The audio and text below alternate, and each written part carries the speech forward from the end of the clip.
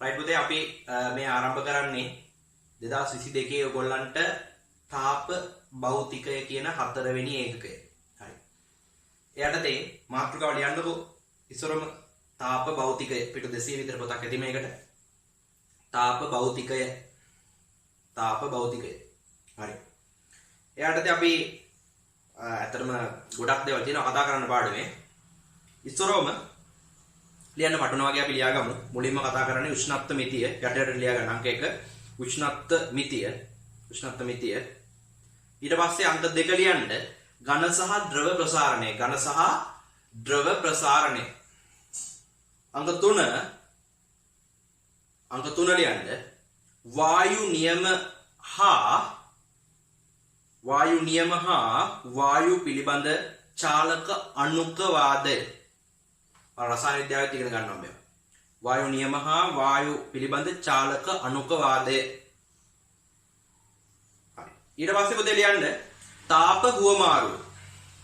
තාප හුවමාරුව. හරි. ඊළඟ එක ලියන්න අවස්ථා විපර්යාස. අවස්ථා විපර්යාස. අවස්ථා විපර්යාස. හරි. ඊළඟට ලියන්න පොතේ වාෂ්ප හා ආර්ද්‍රතාවය. වාෂ්ප හා ආර්ද්‍රතාවය. වාෂ්ප හා ආර්ද්‍රතාවය. ඊට පස්සේ ලියන්න තාප ගති විද්‍යාව. තාප ගති විද්‍යාව. හරි. ඊට පස්සේ අවසාන කොටස. පාඩමේ අවසාන කොටස තාප සංක්‍රාමණය. තාප සංක්‍රාමණය. right. ඒකෙන් ඔයගොල්ලෝ මුලින්ම ගන්න මාතෘකාවක් විදිහට උෂ්ණත්ව මිතිය. උෂ්ණත්ව මිතිය. උෂ්ණත්වය ගැන කතා කරන්න යන්නේ. right. එතකොට පුතේ දැන් මොකද්ද උෂ්ණත්වය කියන්නේ? පාඩම මුලින් ඉඳන් අපි හිමින් කතා කරගෙන යන්න ඕනේ. මොකද්ද උෂ්ණත්වය කියලා කියන්නේ? ඔයාලා හිතෙන්නේ මොකක්ද උෂ්ණත්වය කියන්නේ? දැන් අපි මෙහෙම හිතමුකෝ. හරි පුතේ.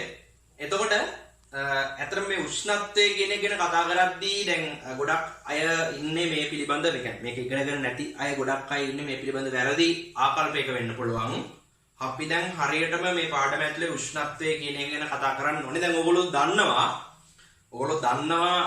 චූටි කාලේම ඔයගොල්ලෝ දන්නවා සෙල්සියස් අංශක, ෆැරන්හයිට් අංශක, කෙල්වින් පරිමාණය මේ වගේ එක ඒකක. දැන් මේ මොනවද ඒකක?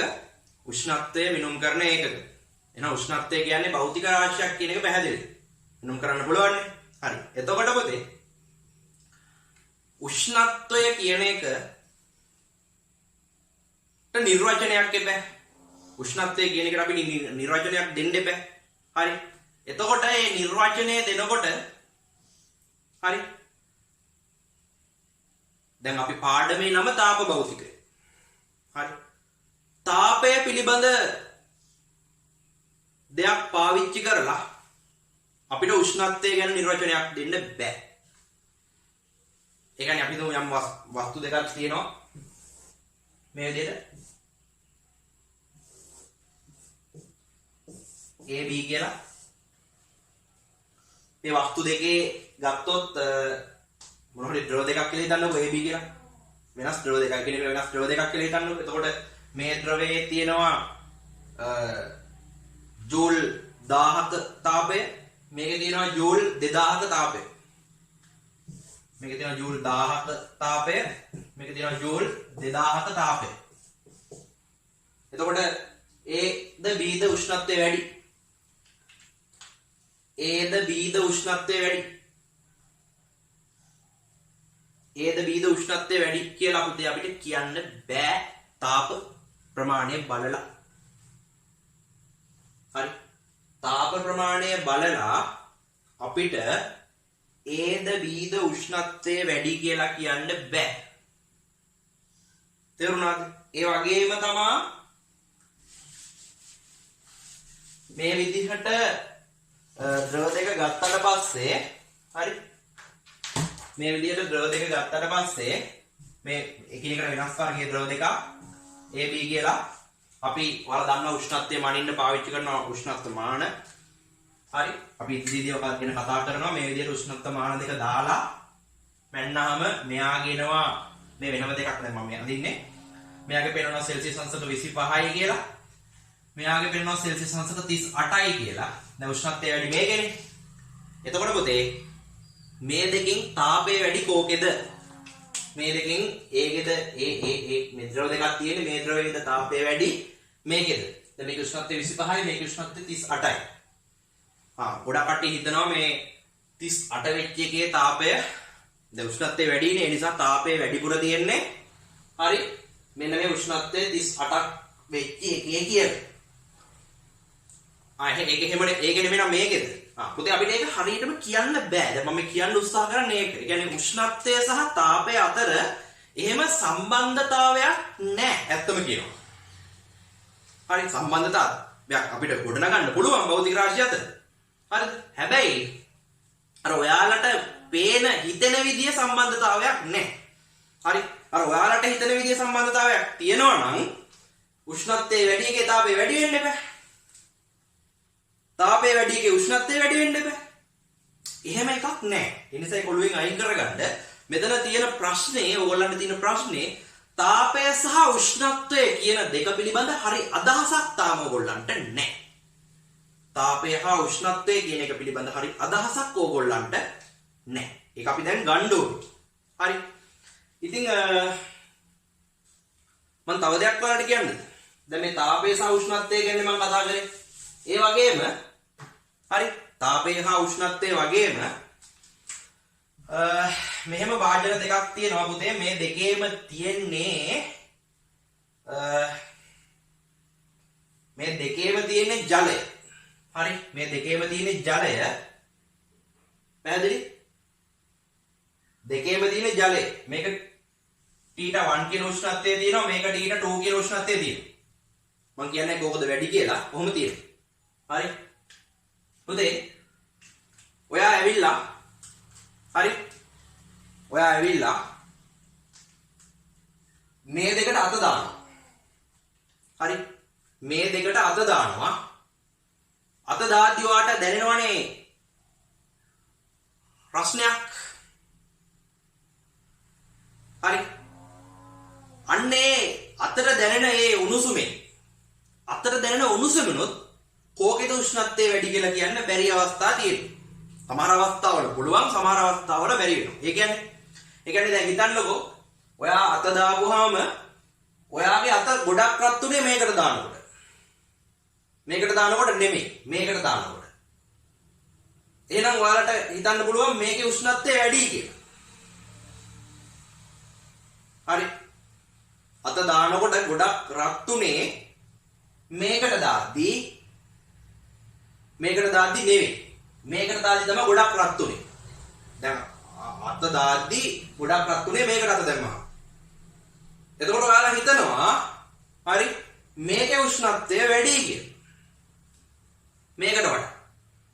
මම කියන්නේ සමහර අවස්ථාවල ඒක හරි. හැබැයි සමහර අවස්ථා තියෙනවා ඒක වැරදි. එහෙනම් පුතේ මේ අපේ ඇඟට දැනෙන සංවේදනේනොත් අපිට නිවැරදිවම උෂ්ණත්වය ගැන මොකුත් කියන්න බෑ. දැන් ඒක හරි ප්‍රශ්නයක් වෙනවා ඕගොල්ලන්ට. ඕගොල්ලෝ දැන් හිතනවා ඒක ගැන ගොඩක්.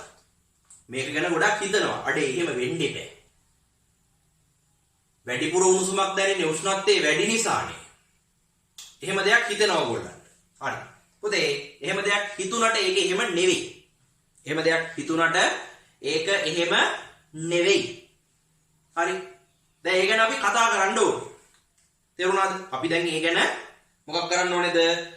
කතා කරන්න ඕනේ. හරි. කතා කරන්න ඕනේ. right. හරි. දැන් අපි උෂ්ණත්වය ගැන කතා කරන්න යන්නේ. හරි. පුතේ මෙන්න මෙහෙම ලියන්න මුලින්ම තරුවක් දාලා අපි උෂ්ණත්වය කියලා ගත්තනේ මාතෘකාව. හරි උෂ්ණත්වය කියලා මාතෘකාව ගත්තානේ. හරි. ලියන්න තරුවක් දාලා ලියන්න උණුසුම හෝ සිසිලස. උණුසුම හෝ සිසිලස ඇති කිරීමට හේතු වන උණුසුම හෝ සිසිලස ඇති කිරීමට හේතු වන ශක්ති විශේෂය තාපය වේ. ශක්ති විශේෂය තාපය වේ. ශක්ති විශේෂය තාපය වේ. හරි ලියන්න පුතේ. මෙහෙම ලියන්න. තාපය ඒකටම ලියන්න. තාපය ජූල් කැලරි නම් වැනි ඒකක වලින් මිනුම් කරනු ලැබේ. හරි මිනුම් කරනු ලැබේ. මොන වගේද? ජූල් වලින් ඒ වගේම කැලරි වලින් මිනුම් කරනු ලැබේ. හරි පුතේ ඔතන ලියා ගන්න යටින් එකයි කැලරි එකක්. හරි ලියන්න 4.2 ජූල් කියලා. මේක නම් ලොකුවට වැදගත්කමක් නැහැ මට ලියා ගන්න. කැලරි වලුත් උෂ්ණ මේ තාපය වනින නිසා. හරි එකයි කැලරි එකක් 4.2 ජූල් කියලා ලියා ගන්න. හරි. පුතේ ඊට පස්සේ හරි මේ කැලරි කියන්නේ පරණ ඒකකයක්. හරි. රයිට් මේ බලන්න. හරි. දැන් මෙහෙමයි කතන්දරේ. එහෙනම් තාපය කියන්නේ ශක්ති විශේෂයක්. හරි. දැන් උතට තාම උෂ්ණත්වය කියන්නේ මොකක්ද කියන එක ගැන අදහසක් නැහැ අපිට. ඒක තමයි මේ තේරුම් ගන්න හදන්නේ. හරි. ලියන්න මෙන්න මෙහෙම. ලියන්න මෙන්න මෙහෙම කරුවක් දාලා වස්තු දෙකක් එකිනෙක ස්පර්ශව පවතින විට. වස්තු දෙකක් එකිනෙක ස්පර්ශව පවතින විට. වස්තු දෙකක් එකිනෙක ස්පර්ශව පවතින විට. වස්තු දෙකක් එකිනෙක ස්පර්ශව පවතින විට.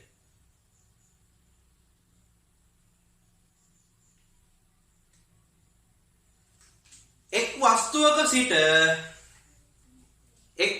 සිට අනෙක් වස්තුවට තාපය ගමන් කිරීම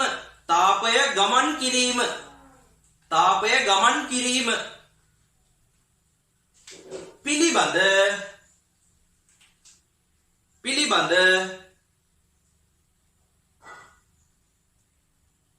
තොරතුරු ලබා දෙන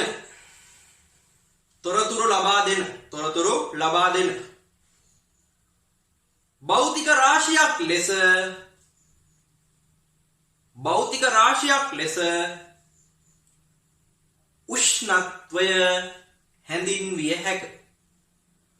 උෂ්ණත්වය හැඳින්විය හැක. උෂ්ණත්වය හැඳින්විය හැක. හරිද? දැන් මේ බලන්න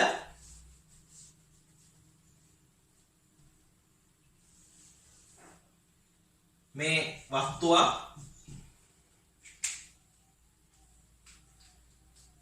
මේ ඇවිල්ලා ඔයාගේ අත ඇඳ ගන්න ලස්සනට මේ වගේ අත. හරි. ඔයාගේ වස්තුව අල්ලනවා. හරි. මේ වස්තුවේ උෂ්ණත්වය අපි ගමු පුතේ ලියන්න හදන උෂ්ණත්වය එතනම ලියන්න. ඒකටම ලියන්න උෂ්ණත්වය सेल्सियस अंशක कैपिटल F फ़ारेनहाइट अंशක केल्विन परिमाणය सेल्सियस अंशක फ़ारेनहाइट अंशක K අපිට ලියලා කෙල්වින් පරිමාණය කියලා ලියන්න වරහන් ඇතුලේ. කෙල්වින් පරිමාණය මගින් මිනුම් කරනු ලැබේ කියලා ලියන්න. හරි.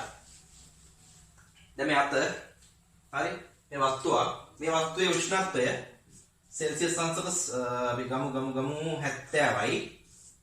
ඔයාගේ අතේ උෂ්ණත්වය सेल्सियस अंशක 37යි කියලා ගමු. सेल्सियस अंशක 37යි කියලා ගමු. හරි. රයිට්. පුතේ වීඩියෝ එක නවත්තලා මේක ඇඳ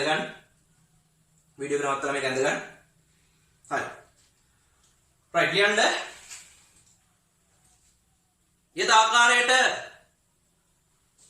ඊට ආකාරයට මිනිසාගේ අතෙහි උෂ්ණත්වය සෙල්සියස් අංශක 37 වන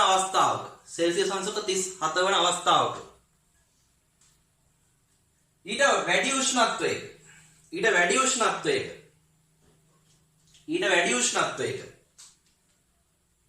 වරහන් කියන්නේ සෙල්සියස් අංශක 70 කියලා පවතින වස්තුවක් ස්පර්ශ කළ විට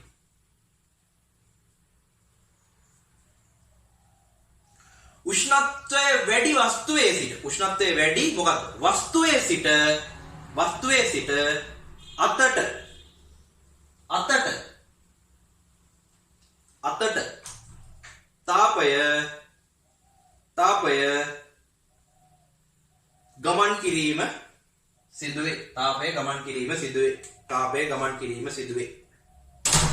තාපය ගමන් කිරීම සිදුවේ.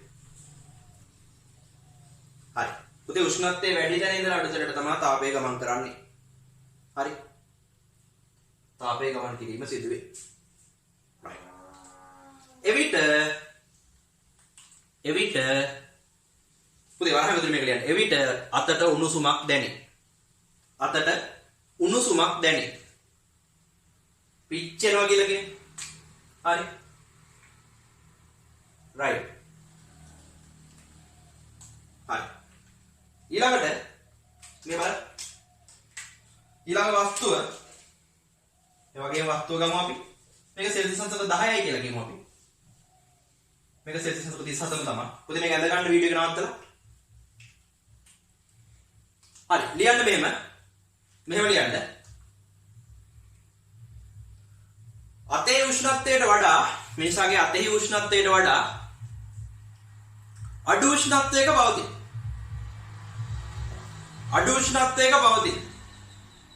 වස්තුවක් ස්පර්ශ කළ විට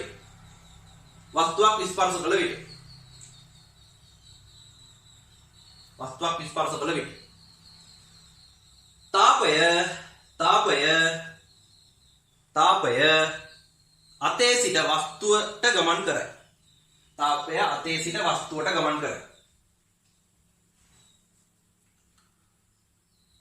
වස්තුවට ගමන් කරයි. වරහන් ඇතුලේ ලියන්න එවිට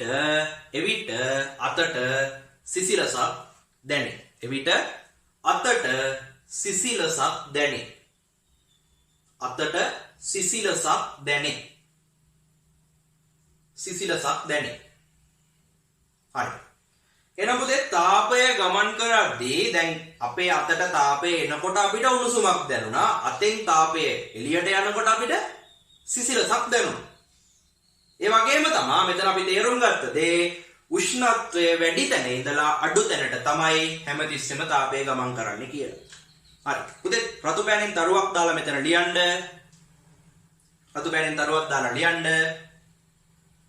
සෑම විටම උෂ්ණත්වය වැඩි තැන සිට අඩු තැනට තාපය ගමන්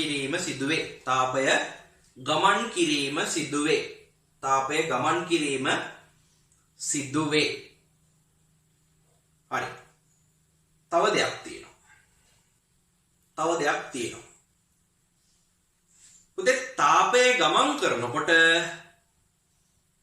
ඒ තාපය ඉවත් වෙන තැන උෂ්ණත්වය අඩු වෙනවා. තාපය ලබා ගන්න තැන උෂ්ණත්වය තිබ්බ උෂ්ණත්වයට වඩා වැඩි වෙනවා. පැහැදිලිද? හරි. අපි ඒක මෙහෙම දාගමු. හරි. වස්තු දෙකක් අරගෙන මේ විදිහට හරි. මෙහෙම ස්පර්ශ කරපු වස්තු දෙකක් මේ A මේ B ස්පර්ශ කරලා තියෙන්නේ. දැන් මෙයාගේ උෂ්ණත්වය සෙල්සියස් අංශක 10යි කියලා හිතමු. මෙයාගේ උෂ්ණත්වය සෙල්සියස් අංශක 70යි කියලා හිතමු. එහෙනම් තාපය ගමන් කරන්නේ කොහෙටද පුතේ? තාපය ගමන් කරන්නේ මේ පැත්තටනේ. මම මේක පෙන්වන්නම් මේ අතට ඊතල ටිකක් දාලා. හරි. ඕගොල්ලෝ මේක ඇඳගන්න. වීඩියෝ එක නවත්තලා ඇඳගන්න. හරි. යටි ලියන්න. මෙතන යටි ලියා ගන්න.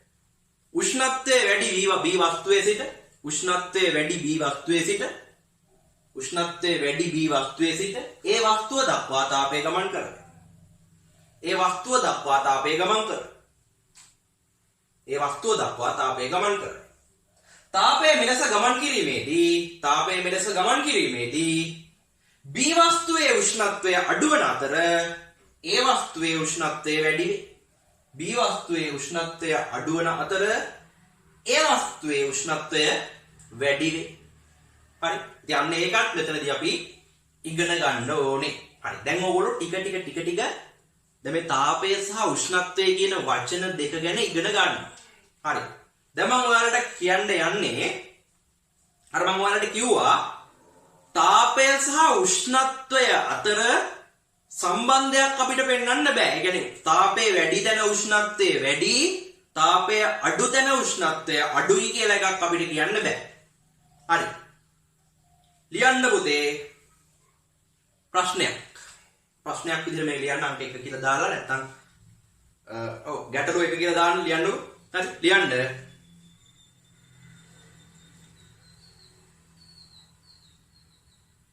ලියන්න තාපය හා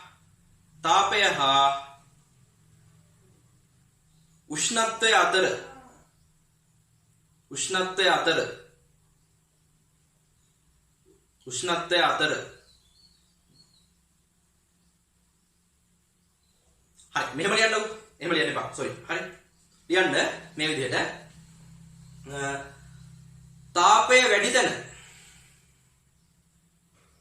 තාපය වැඩි තැන උෂ්ණත්වය වැඩි අතර තාපය අඩු තැන උෂ්ණත්වය අඩු වේ. ප්‍රශ්නයක් ඈ. උෂ්ණත්වය අඩු වේ. අර උඩු කොමා දාලා ලියන්න. මෙම කියමන වැරදිද නිවැරදිද යන්න පැහැදිලි කරන්න. මෙම කියමන වැරදිද නිවැරදිද යන්න පැහැදිලි කරන්න. මොකද මම කිව්වේ තාපය වැඩි තැන උෂ්ණත්වය වැඩි වේ, තාපය අඩු තැන උෂ්ණත්වය අඩු වේ. උඩු කොමා දාලා ඊට පස්සේ ලියන්න මෙම කියමන වැරදිද නිවැරදිද යන්න පැහැදිලි කරන්න. වැරදිද නිවැරදිද යන්න පැහැදිලි කරන්න. right. හරි. දැන් අපි ඒක පැහැදිලි කරගන්න ඕන. හරි. මේ බලන්න. ඔතේ ඇත්තටම හරි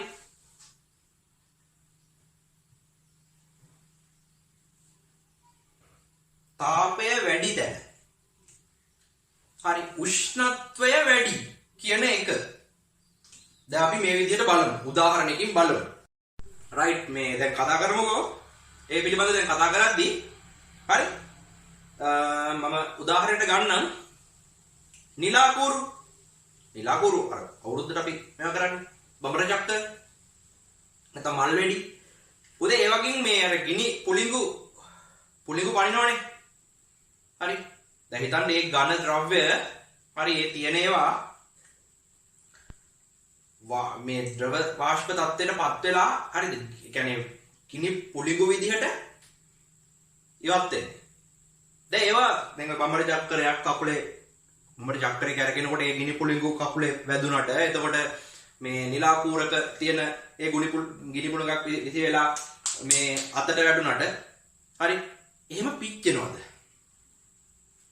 හරි. එහෙම නැත්නම් අපි මල්වැඩි සංදර්ශනයේ කියන්නේ ඒ විසි වෙන පුලිඟුවක් ගමුකෝ. ඒ වගේ පුලිඟුවක් සාමාන්‍යයෙන් අතට වැටුණා කියලා ඒකෙන් පිච්චෙනවද? පිච්චීමක් වෙන්නේ නැහැ. හරි. පිච්චීමක් වෙන්නේ නැහැ. ලොකු පිච්ච ඒ කියන්නේ එහෙම පිච්චෙනවා නම් ඒවා පාවිච්චි කරන්න බෑනේ. හරි. එහෙම පිච්චීමක් වෙන්නේ නැහැ ඒ වගේ. හරි. එහෙම අත්දැකීමක් නැත්නම් නිලාකුරක් අරගෙන නිකන් මෙහෙම පත්තු කරගන්න එපා. හරි. විනාශයි. එහෙම වුණොත් එහෙම මේ සාමාන්‍යයෙන් නිලාකුරක් පත්තු කරනකොට නිකන් එන පුලිඟක් අතට වැටුණා කියලා බඹර චක්‍රයක් අරගෙනකොට ඒකට කකුල අල්ලන් හිටියා කියලා එහෙම පිච්චීමකට ලක් වෙන්නේ නැහැ. හරි. මම කියන ළඟ හිටියොත් පිච්චෙයි. ඈත තියලා පුලිඟු එනවා කකුල වැදුණා කියලා එහෙම පිච්චීමකට ලක් වෙන්නේ නැහැ. එහෙම පිච්චුණත් ඒක ලොකුවට දැනෙන්නේ නැහැ. හරි. හැබැයි ඔයාලා දන්නවද? ඒ වගේ උෂ්ණත්වය ඉතා අධිකයි. උෂ්ණත්වය ඉතා අධිකයි. හරි. උෂ්ණත්වය ඉතා අධිකයි. පිච්චෙන එක ගැන මම කලින් කතා කරා. තාපය එනකොට තමයි පිච්චීම වෙන්නේ. මතකද? ඒ කියන්නේ අර උණුසුම දැනෙන්නේ අපේ දැන් අපේ අතට තාපයේ වස්තුවකින් ආවොත් දැන් හිතන්න මම මේ විදිහට මේක වස්තුව විදිහට ගමුකෝ අපි. හරි. හරිද? මේක වස්තුව දැන් මේක වස්තුව මේකේ උෂ්ණත්වය අතේ උෂ්ණත්වයට වඩා වැඩි නම් මම දැන් මෙහෙම කරලා මේ අල්ලන් ඉන්නකොට මේකෙන් මගේ අතට තාපය එනවා. එතකොට මගේ අත රත් වෙනවා. ගොඩක් ආවොත් ඒ කියන්නේ තාපේ ගොඩක් ආවොත් පිච්චෙනවා. හරි. ඒ වගේම මේකේ උෂ්ණත්වය මගේ අතේ උෂ්ණත්වයට වඩා අඩුයි. හරි.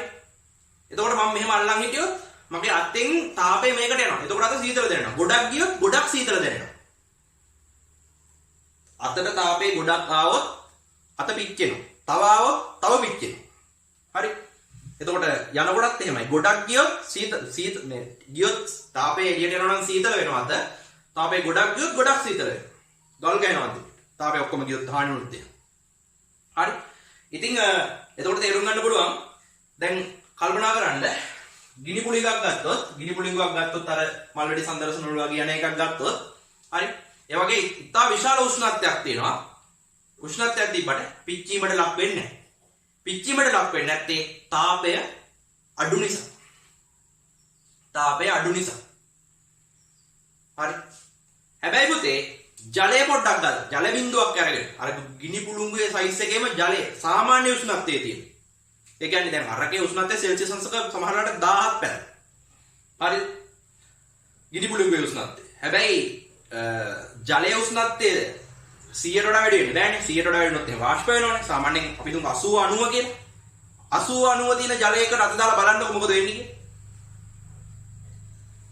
හරි දාන්න එහෙම බෑ. හරි 80 90 තියෙන ඒ කියන්නේ චූටි ජල බිඳුවක් අතර වැටුණත් පිච්චීම වැඩි. හරි. ඒකට හේතුව මොකක්ද? හේතුව ගැන පස්සේ කතා කරමු. දැන් අපි ප්‍රශ්නෙට උත්තරේ ගමුකෝ. මේ බලන්න. දැන් මම මෙතන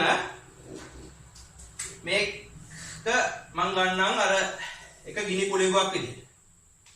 හරි. මේක උෂ්ණත්වය අපි ගමු නිකන් 650 සෙල්සියස් වගේ උෂ්ණත්වය. හරි. මේ තියෙන්නේ ජල බිඳුව. මේක උෂ්ණත්වය සෙල්සියස් අංශක 80. හරි. සෙල්සියස් අංශක 80. හරි. මේ දෙක ස්පර්ශ වෙද්දී මේ ප්‍රායෝගික දැනෙන දෙයක් මේක. ජල බිඳුව අතේ වැදුනොත් තමයි වැඩිපුර අත පිච්චෙන්නේ, රත් වෙන්නේ. මේක නෙමෙයි. හරි. ඒක ප්‍රායෝගිකයි පුතේ. හරි. මේක නෙමෙයි. එතකොට දැන් හිතන්න එහෙනම් කෝකෙද වැඩි පිච්චෙන්නේ? මේක. වැඩි පිච්චෙන්නේ මේ ජල බිඳුවේ.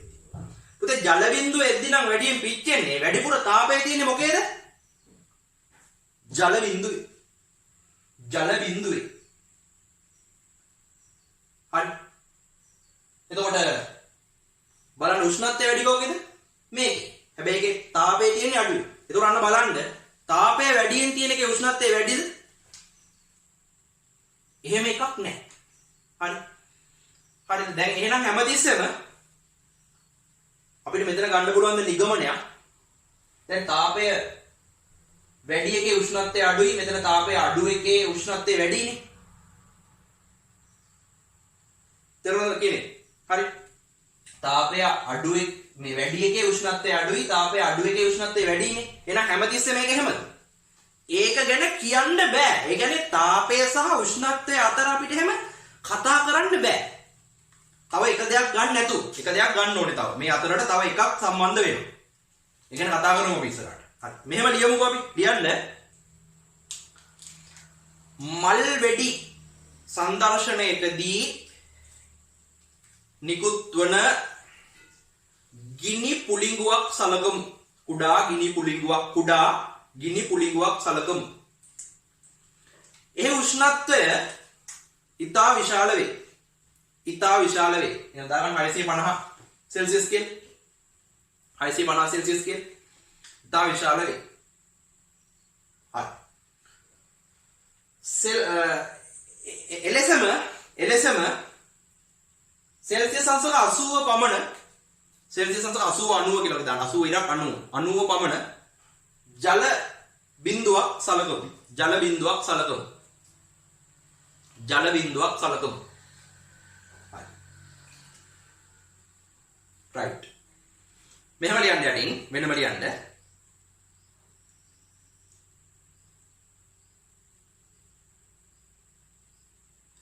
යම් වස්තුවක සිට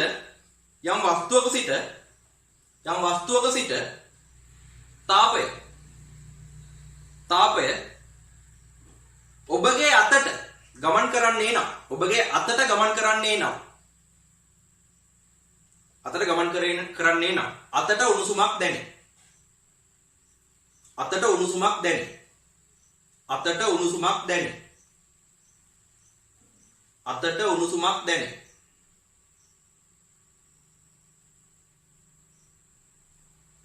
අතට උණුසුමක් දැනේ. තාපය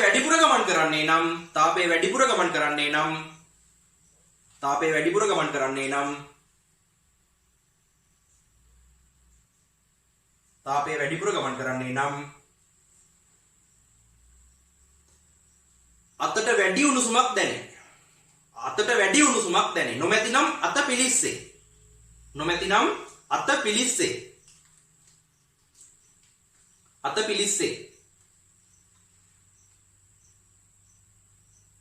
හරි. යටින් ලියන්න වෙනම ප්‍රායෝගිකව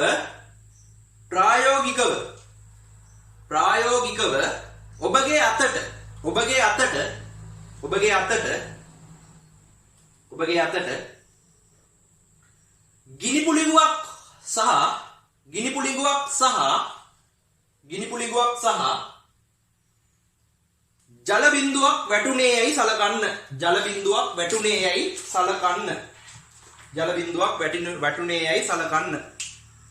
ජල බිඳුවක් වැටුනේ යයි සලකන්න.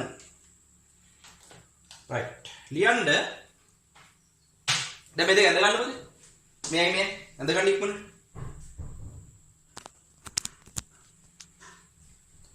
ඉක්මනට ඇඳ ගන්න මේ දෙන්න.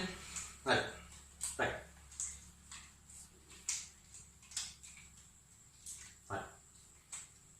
වැඩි උණුසුමක් දැනෙනුයේ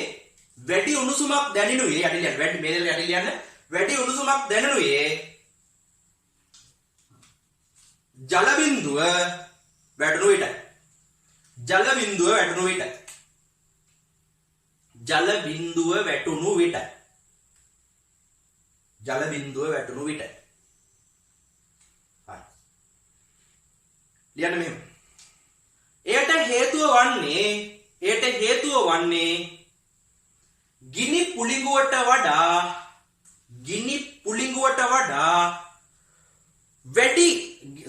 ගිනි පුළිඟුව තුල තිබෙනවාට වඩා වැඩි තාප ප්‍රමාණයක්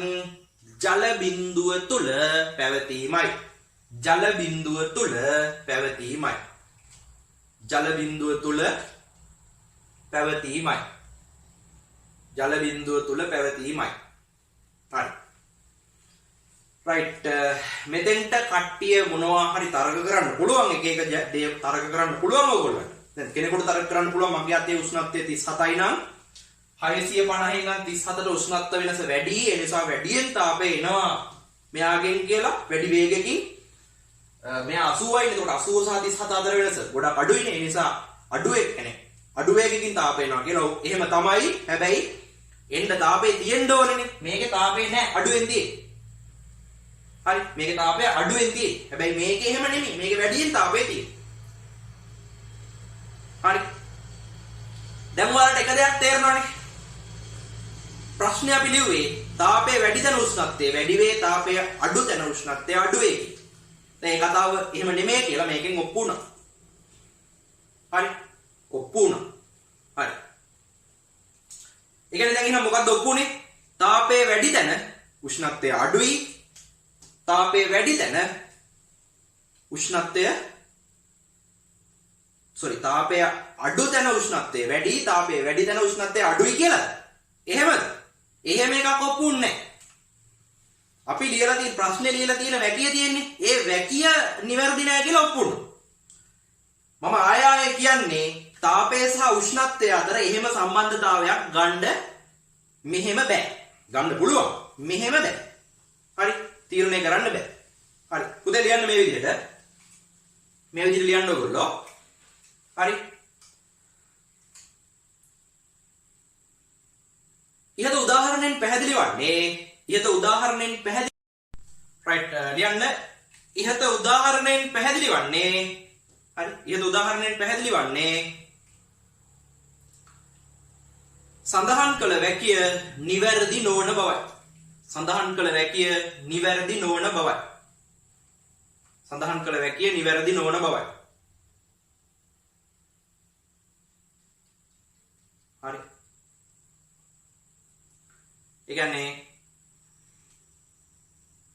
වස්තුවක ගබඩා වී ඇති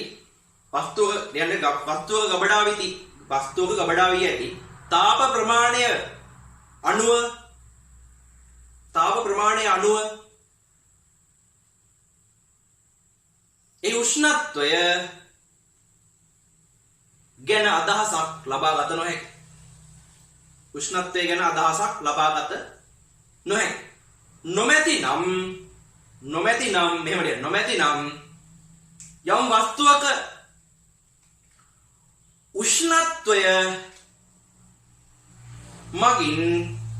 වස්තුවක උෂ්ණත්වය මගින් එම වස්තුවේ පවතින තාප ප්‍රමාණය පිළිබඳ අදහසක් ගත නොහැක.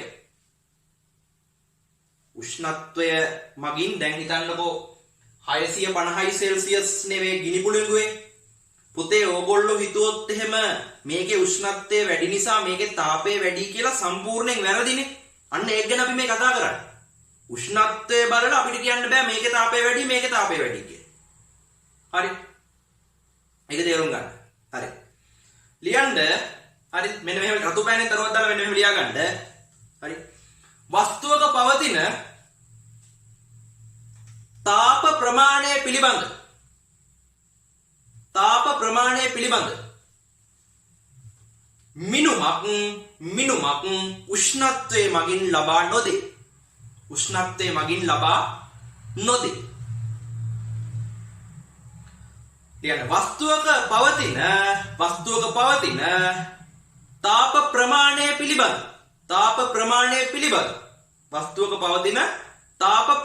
පිළිබඳ මිනුමක් ලබාගත හැක්කේ එකී වස්තුවේ තාප ධාරිතාවය නැමැති භෞතික රාශිය මගින්. තාප ධාරිතාවය නැමැති භෞතික රාශිය මගින්. තාප ධාරිතාවය ගැන හයිලයිට් කරගන්න. දැන් කතා කරන්නේ නැහැ අපි. ඉස්සරහදී කතා කරා. එහෙනම් දැන් ඔයාලට එක දෙයක් පැහැදිලිනේ. මොකද්ද? උෂ්ණත්වය බලලා තාපය කොච්චරක් තියෙනවද කියලා තීරණය කරන්න යන්න එපා. එතකොට ඒක වරදි. ඔයාලට වරදිනවා නේ. තේරුම් ගන්න. හරි. ඒකට අපි තාප ධාරිතාවය බලන්න ඕනේ. අපි පස්සේ කතා කරමු තාප ධාරිතාවය කියන්නේ මොකක්ද කියලා. රයිට්. පුතේ ඊළඟ කාරණාව. තව ලියන්න ප්‍රශ්නයක්.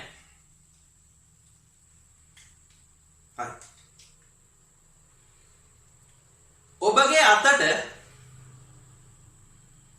ඔබගේ අතට අර වගේම ප්‍රශ්නයක්. ඔබගේ අතට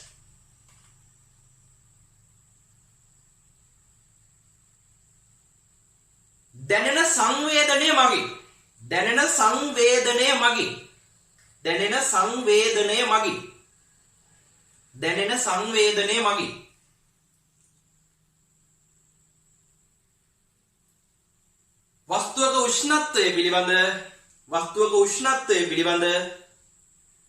වස්තුවක උෂ්ණත්වය පිළිබඳ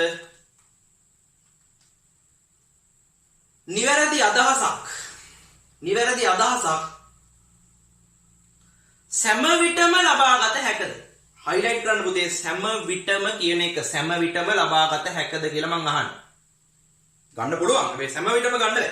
ඒක ගැන අපි දැන් කියන්න යන්නේ. හරි. දැන් ඒක ගැන මම මෙන්න මෙහෙම පැහැදිලි කරන්නම්. බලාගෙන ඉන්න. ඔන්න බලන්න. හරි. භාජන දෙකක් තියෙනවා. භාජන දෙකක් තියෙනවා. මේ විදිහට. පුතේ මේ භාජනයේ තියෙන්නේ ජලය සෙල්සියස් අංශක 10 තියෙන ජලය. හරි. සෙල්සියස් අංශක 10 තියෙන ජලය. පොඩ්ඩක් ඉන්න. නෑ මම ගන්නම් මේක සෙල්සියස් අංශක 50 තියෙන ජලය. හරි. ඊට පස්සේ මේක සෙල්සියස් අංශක 30 තියෙන ජලය. 30 තියෙන ජලය. හරි. මේක තියෙන්නේ.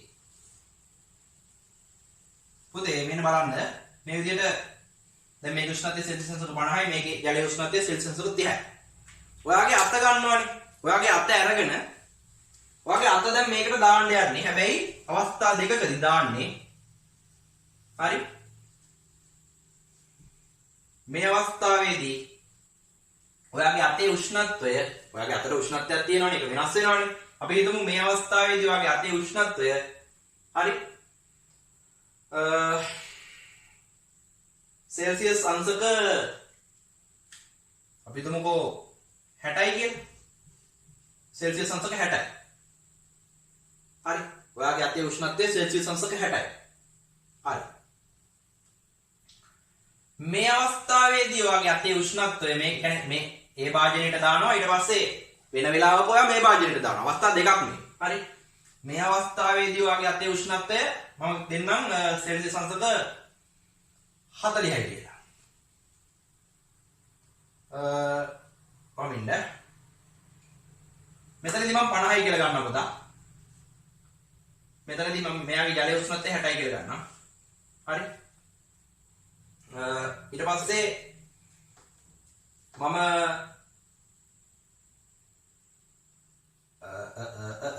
නෑ පොඩ්ඩයි ඉන්න. මේක 50යි මේක මම ගන්නවා 40යි කියලා. හරි.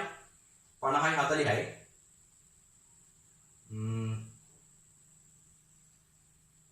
අත දැන් 40යි. මේකේ උෂ්ණත්වය මම ගන්නවා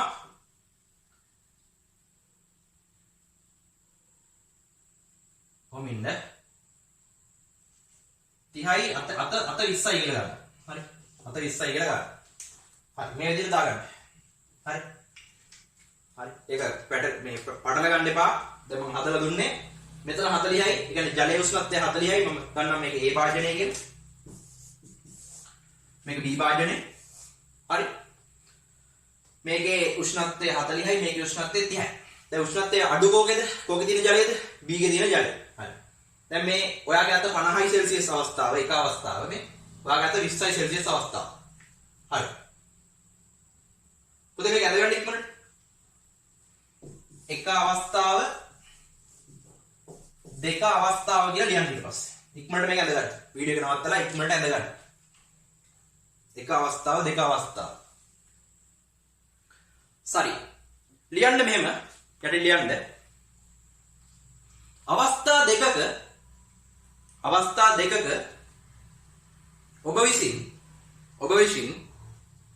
ඔබ විසින් ඉහත දක්වන ලද පරීක්ෂණය සිදු කරන ලද්දේයයි සිතන්න. ඔබ විසින් ඉහත දක්වන ලද පරීක්ෂණය සිදු කරන ලද්දේයයි සිතන්න. හරි. දැන් ලියන්න පුතේ එක අවස්ථාව කියලා. හරි. ලියන්න එක අවස්ථාව කියලා යටින්. හරි. ලියන්න මෙම අවස්ථාවේදී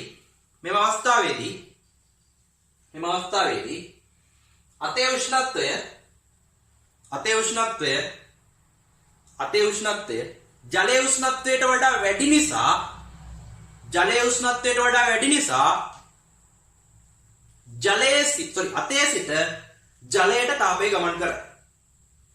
අතේ සිට ජලයට තාපය ගමන් කරයි. එවිට අතට සිසිලසක් දැනේ. පුතේ අතේ තාපය ටික ජලයට යද්දී අතට සිසිලසක් දැනෙනවා. උෂ්ණත්වය වැඩි තැන ඉඳන් අඩු තැනට මේ තාපය යන්නේ. අපි කලින් ලිව්වනේ. හරි. අතේ උෂ්ණත්වය වැඩි දැන් ජලයට වඩා. 50යි ජලය 40යි. අතේ 50යි ජලය 40යි. හරි. එතකොට එනම් අතට සිසිලසක් දැනේ කියලා ලියන්න. හරි. ඊළඟ දෙවැනි අවස්ථාවේදී දෙවැනි අවස්ථාවේදී හරි දෙවැනි අවස්ථාවේදී ඔබ විසින් ජලයට අත දැමූ විට අතේ උෂ්ණත්වයට වඩා ජලයේ උෂ්ණත්වය වැඩි බැවින්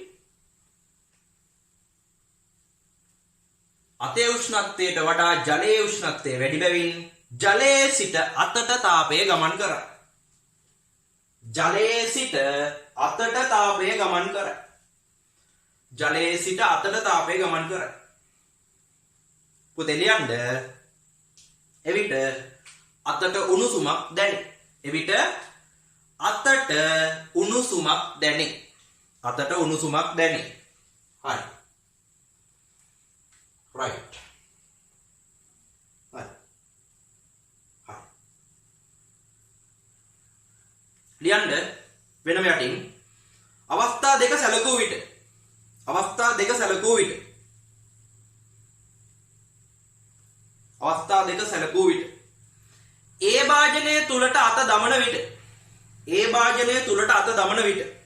ඒ භාජනය තුලට අත දමන විට අතට සිසිලසක් දැනුණු අතර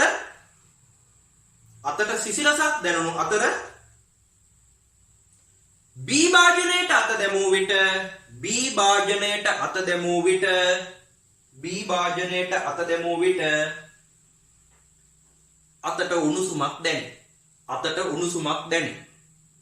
අතට උණුසුමක් දැනේ. දැන් අතට දැනෙන සංවේදනය ඕන් කිව්වම හරි. නමුත්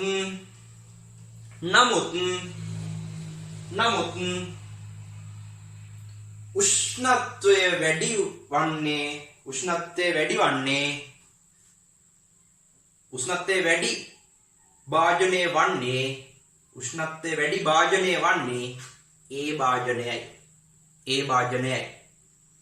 ඒ භාජනයයි. හරි පුතේ. හරි. දැන් කල්පනා කරලා බලන්න. ඔයාලට දැන් තේරුණා මම අර මුලින්ම වීඩියෝ එකේ පටන් ගන්නකොටම කිව්ව කතාව. බලන්න මේකේ උෂ්ණත්වය 40යි. මේකේ උෂ්ණත්වය 30යි. දැන් 40 උෂ්ණත්වය 41කට අත දානවා 31කට අත දානවා. අවස්ථා දෙකක. එතකොට මොකද උනේ? යකෝ වැඩි උෂ්ණත්වයක් තියෙන එකට අත දැම්මත් අත කූල් වුණා. හේතුව අතේ උෂ්ණත්වය ජලයේ උෂ්ණත්වයට වඩා වැඩි වෙලා තිබ්බේ කියලා. හරි. එතකොට මෙතන මේ 40ට වඩා අඩුයි. එහෙනම් මෙයානේ කූල් වෙන්න ඕනේ මෙයාට වඩා. මෙයාට වඩා මෙයා රත් වෙන්න එපා. එහෙමනේ අපේ අදහස තියෙන්නේ ඔළුවේ. එහෙම තමයි අදහස තියෙන්නේ අපේ ඔළුවේ. මොකද්ද? දැන් මෙයාගේ උෂ්ණත්වය 30යි සෙල්සියස්, මෙයාගේ උෂ්ණත්වය 40යි සෙල්සියස් තුනම මෙයාට වඩා මෙයාගේ උෂ්ණත්වය වැඩි නිසා මෙයාට වඩා රස්නයක් මෙයාගේ දැනෙන්න ඕනේ අත දාපුවාම කියලා. හරි. පුතේ හැබැයි ඒක එහෙමම නෙමෙයි කියලා දැන් පැහැදිලි. මම කිව්වේ එහෙමම කියන වචනයක් කිව්වේ ඇයි? ඒක කිව්වේ මේකින්ද. ගොඩක් අවස්ථාවල ඒක ඕකේ. දැන් හිතන්න භාජන දෙකක් තියෙනවා. තේරුම් ගන්න මේක ඈ. භාජන දෙකක් තියෙනවා. හරි. භාජන දෙකක් තියෙනවා. එකක උෂ්ණත්වය වැඩි අනිත් එකේ උෂ්ණත්වය අඩුයි. අපි අත දානකොට උෂ්ණත්වය වැඩි එකට අත දාපුවාම හරි. තමයි රස්නේ වැඩියෙන් දැනෙන්නේ. හරි. හැබැයි මේ වගේ අවස්ථාවක් ගත්තොත් එහෙම මේ අවස්ථාවේදී මොකක්ද වෙලා තියෙන්නේ බලන්න. උෂ්ණත්වය වැඩි එකට දාද්දි සීතලක් දැනුණා. එහෙනම් අපිට කියන්න බෑ නේද? හැම වෙලේම මේ අතට ඇඟට දැනෙන සංවේදනයෙන් ඒ වස්තුවේ උෂ්ණත්වය කොච්චරක්ද කියන එක ගැන අදහසක් ගන්න පුළුවන්ද? ගන්න බෑ. සෑම විටම වළංගු නැහැ. හරි. ලියන්න යටින් මෙහෙම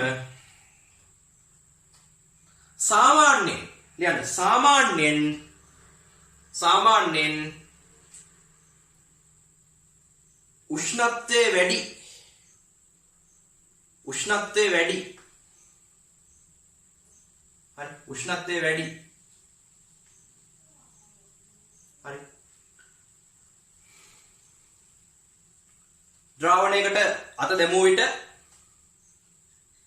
වැඩි උණුසුමක්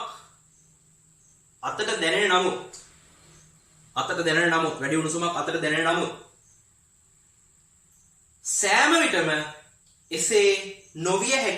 සෑම විටම එසේ නොවිය හැකි බව ඉහත උදාහරණයෙන් පැහැදිලි වේ. සෑම විටම එසේ නොවිය හැකි බව ඉහත උදාහරණයෙන් පැහැදිලි වේ.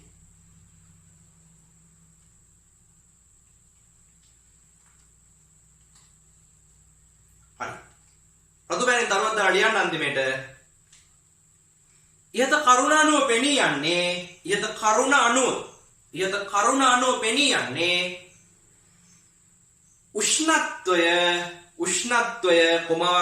උෂ්ණත්වය කොමාවක් දාන්න අපට දැනෙන සංවේදනය පිළිබඳ මිනුමක් ලෙස සැලකිය නොහැකි බවයි. පෙනී යන්නේ උෂ්ණත්වය කොමාවක් දාලා ලියන්න අපට දැනෙන සංවේදනය පිළිබඳ මිනුමක් ලෙස පිළිගත නොහැකි බවයි. හරි. ඇතැම් අවස්ථාවලදී පුළුවන් වුණත් හැම වෙලේම බෑනේ. එහෙනම් කොහොමද අපි හරියටම කියන්නේ? අපි දන්නවා අපේ අතේ උෂ්ණත්වය. දැන් අපි දානවා ජලයට අත. ඊට පස්සේ දානවා අනිත් එකට අත. හරි. එකක උෂ්ණ يعني සීතලක් දැනෙනවා අනිත් එකේ මේ රස්නයක් දැනෙනවා. එහෙම වුණා කියලා හරියටම අපිට කියන්න බෑ. සීතලයකට වඩා රස්නයකේ උෂ්ණත්වය වැඩි කියලා. මෙන්න හේතුව.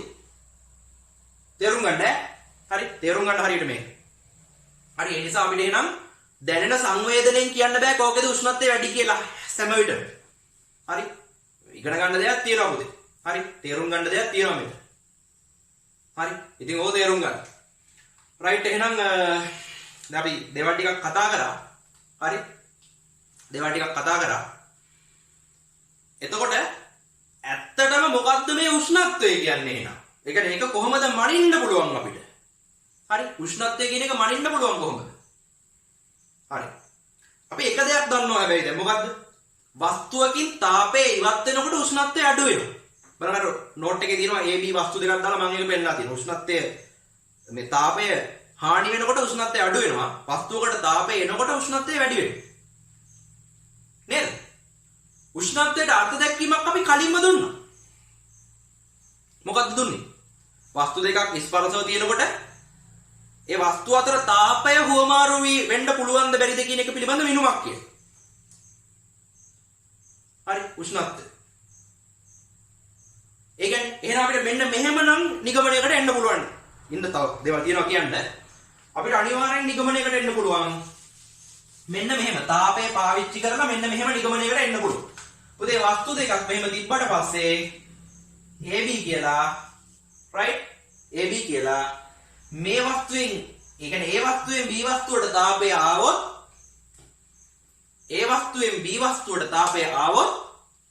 අනිවාර්යෙන් පැහැදිලි උෂ්ණත්වමාන ඕනේ නැහැ අපිට. A වස්තුවෙන් B වස්තුවට තාපය එනවා කියලා අපි දන්නවනම් අපිට කියන්න පුළුවන් ආරම්භයේදී කියන්නේ ස්පර්ශ කරන්න කලින් A වස්තුවේ උෂ්ණත්වය B වස්තුවට වඩා වැඩි කියලා.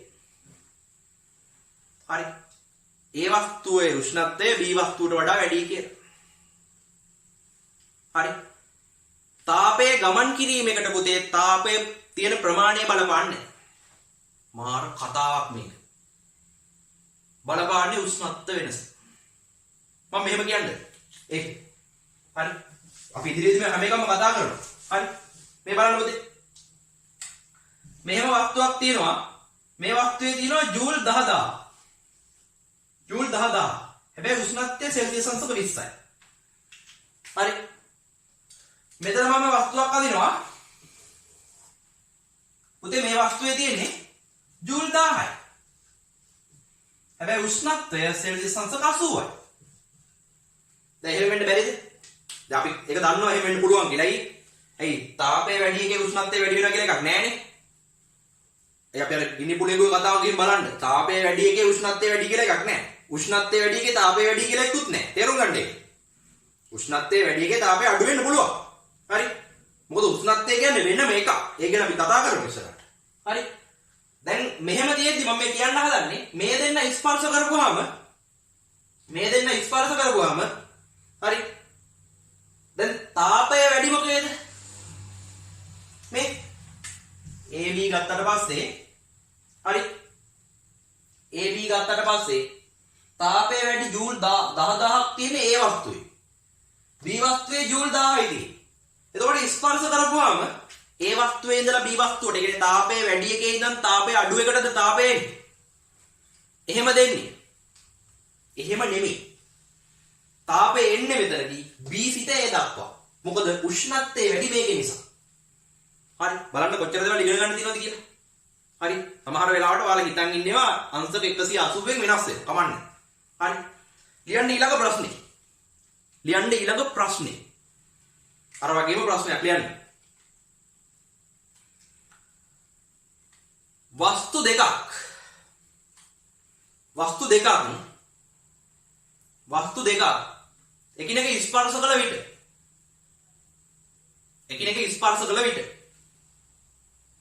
එකිනෙක ස්පර්ශ කළ විට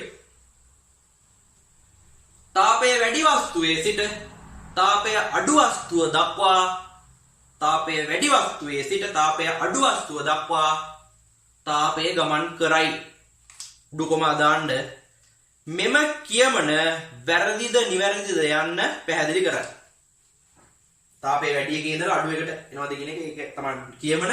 එනවා කියන එක කියවෙම ඒක වැරදිද නිවැරදිද යන්න පැහැදිලි කරන්න. හරි. පුතේ මේක අඳින්න. මේ විදිහේ AB වස්තු දෙක අඳින්න. මෙයාගේ 20යි සෙල්සියස්, මෙයාගේ 80යි සෙල්සියස්, මෙයාගේ 1000යි ජූල්, මෙයාගේ 1000යි ජූල්. හරි.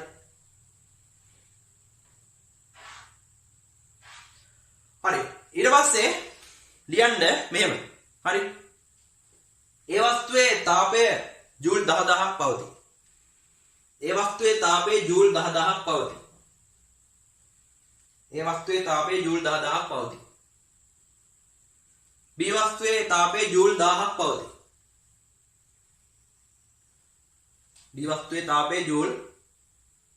1000ක් පවතී. වස්තු දෙක එකිනෙක ස්පර්ශ කළ විට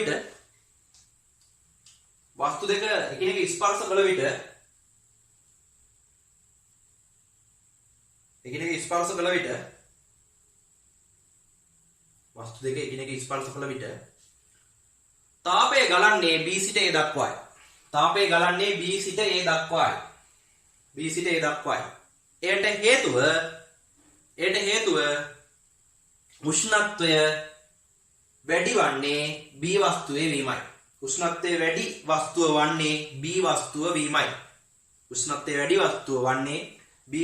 වීමයි. හරි. පුතේ අපි ඊළඟට මේ බලන්න. දැන් මෙයාගේ උෂ්ණත්වය අපි ගමු 80යි සෙල්සියස්. මෙයාගේ උෂ්ණත්වය ගමු 20යි සෙල්සියස්. පුතේ මේ අවස්ථාවේදී කොහොමද තාපය ගලන්නේ? මෙයාගේ ජූල් 10000යි, මෙයාගේ ජූල් 1000යි, මෙයාගේ 80යි, මෙයාගේ 20යි. දැන් ස්පර්ශ කරොත් නිකන් මෙහෙම තියෙන තාපේ වාතය හරහා ගලන්නේ නැහැ. හරි. වාතය හරහා තාපය ගලන විදිහක් තියෙනවා. අපි ඒ පාඩමේ අවසාන කොටසේ තාප සංක්‍රමණයේදී කතා කරමු. මේක එහෙම එකක් නැහැ. හරි. මෙතන එහෙම එකක් වෙන්නේ නැහැ. මේ දෙක ස්පර්ශ කරන්න. ස්පර්ශ කරපුවාම නේ උෂ්ණත්වය වැඩි එකේ ඉඳලා අඩු එකට තාපය ගමන් කරනවා. හරි. දැන් එනවා ඔයාලට එක දෙයක් පැහැදිලි. කොච්චරක් තාපය තියෙනවද කියලා අදාළම නැහැ. උෂ්ණත්වය වැඩි එකේ ඉඳන් අඩු එකට තමයි හැමතිස්සෙම තාපය ගලන්නේ. හරි. මේක ඇඳගත්තනේ. මේක ඇඳගන්න ඉක්මනට ඇඳගත්තේ නැත්තම්. හරි. ලියන්න ඊළඟට මේකට යටි ලියන්න. හරි. මේ අවස්ථාවේදී ඉහත අවස්ථාවේදී A හා B වස්තු ස්පර්ශ කළ විට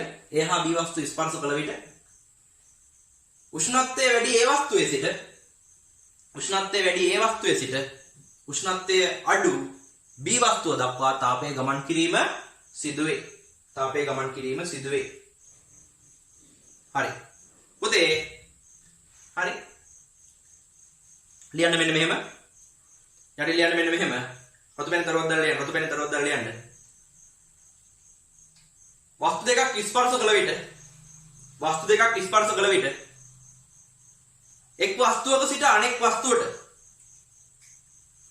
වස්තුවක සිට අනෙක් වස්තුවට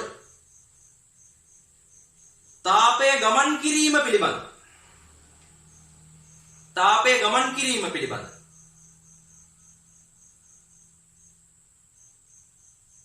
මිනුමක් ලෙස උෂ්ණත්වය සැලකිය හැකි. උෂ්ණත්වය සැලකිය හැකි. උෂ්ණත්වය සැලකිය හැකි. උෂ්ණත්වය සැලකිය හැකි. සෑම විටම උෂ්ණත්වය වැඩි තැන සිට උෂ්ණත්වය අඩු තැනට තාපය ගමන් කරයි. උෂ්ණත්වය වැඩි තැන සිට උෂ්ණත්වය අඩු තැනට තාපය ගමන් කරයි. තාපය ගමන් කරයි.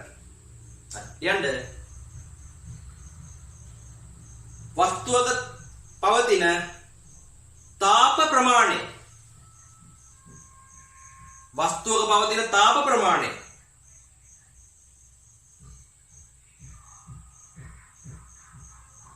පදනම් කරගෙන තාපය ගමන් කිරීම ගැන අදහසක් ලබා ගත නොහැකි. තාප ප්‍රමාණය පිළිබඳ ඒකෙන් අපිට අදහසක් ගන්න බෑ. හරි. තාප ප්‍රමාණයෙන් ගන්න බෑ. ගන්නේ මොකෙන්ද? උෂ්ණත්වයෙන්. උෂ්ණත්වය වැඩි එකේ ඉඳලා අඩු එකට තමයි හැමතිස්සෙම තාපය ගමන් කිරීම සිද්ධ වෙන්නේ. රයිට්. එහෙනම් මේ වීඩියෝ එකෙන් අපි මේක මෙච්චරයි කතා කරන්නේ. තව ඉස්සරහට අපි උෂ්ණත්ව මිති යටතේ ගොඩාක් දේවල් කතා කරන්න තියෙනවා. උෂ්ණත්ව මාන ගැන කතා කරන්න තියෙනවා. උෂ්ණත්ව මාන පරිමාණ ඒවයි ගණන් හදන්න. ටික අපි හිමීට පාඩම කරගෙන යමු. හරි. දෝලන තරංග පාඩම යන ගමන්ම මේ පාඩමත් අපි මේ විදිහට 2022 ඔයගොල්ලන්ට කරගෙන යමු. හරි. ඒතර පාඩම් දෙකම අපිට ඉවර කරගන්න පුළුවන් එකටම සේම් යම් පැරලල් විදිහට යක් සමාන්තරව. හරි. නෝට් එක හදා ගන්න ලස්සනට ගණන් හදමු. එතකොට අවුලක් වෙන්නේ නැහැ. රයිට්. එහෙනම් සියලු දෙනාටම තෙරුවන් සරණයි. ඊළඟ වීඩියෝ එකෙන් හම්බෙමු.